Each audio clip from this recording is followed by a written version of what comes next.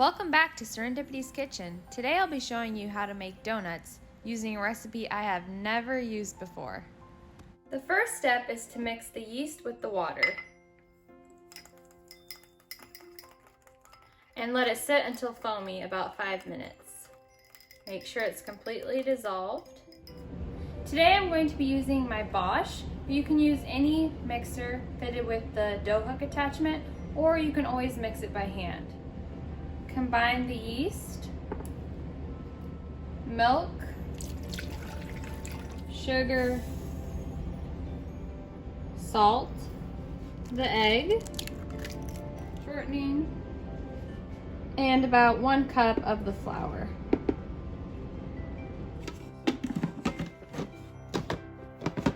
Mix that together.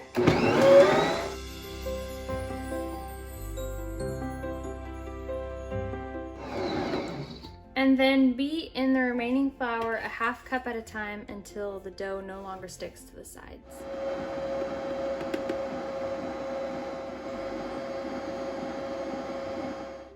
As you can see, I still have dough sticking to the sides, so you may need to add a little more flour as necessary, until it no longer sticks to the sides. As you can see, it's no longer sticking to the sides, so you're now going to knead it for 5 minutes. Again, you can do this by hand if you don't have a mixer, but it is way easier with a mixer with the dough hook attachment, trust me. All right, 5 minutes. Okay, we are now going to transfer our dough into a bowl lightly greased.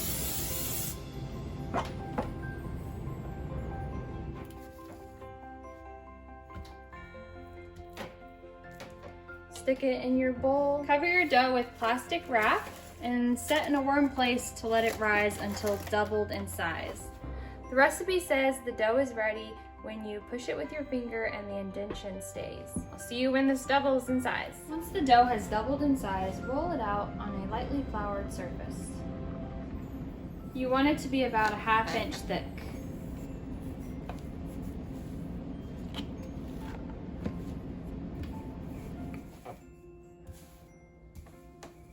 Once it's about a 1/2 inch thick, you're going to cut it out with a donut cutter. Unfortunately, I do not have one of these, but I have some biscuit cutters that should work. If you don't have biscuit cutters, you can always use a can or something like that. I'm going to use this little one for the center of the donut.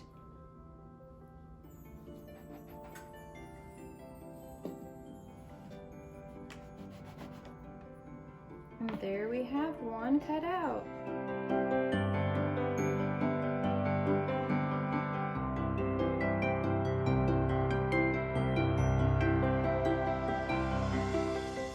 All right, so I've got 7 donuts.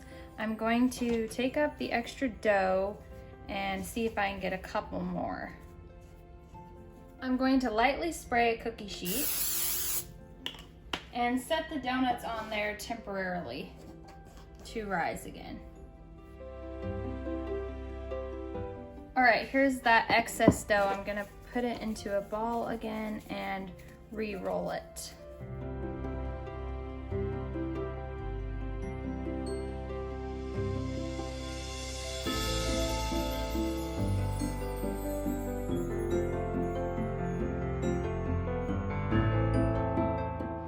Now the cutouts from the center, I'm thinking I can make these into little donut holes. The recipe did not say that, but I'm going to give it a try.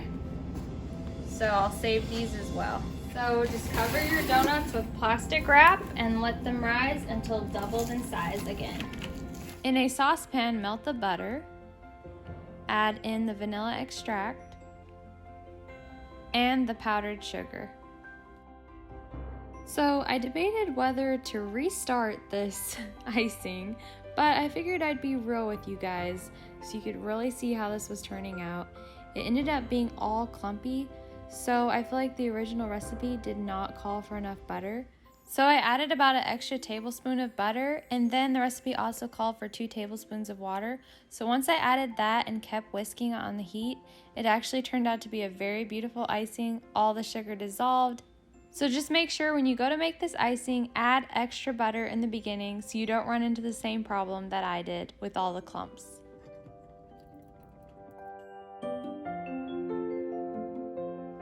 Once your oil has reached 350 degrees, you can drop your donut in. We're going to fry the donuts until they're golden brown on both sides. Transfer the donuts to a wire rack with a cookie sheet underneath. And repeat the process with the remaining donuts.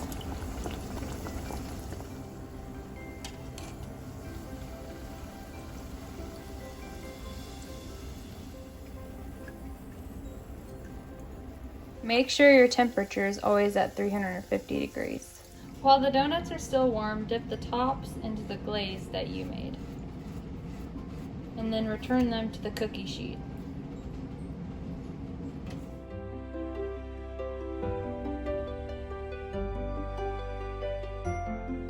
And here goes my little trial donut holes using the middle cutouts from the donuts.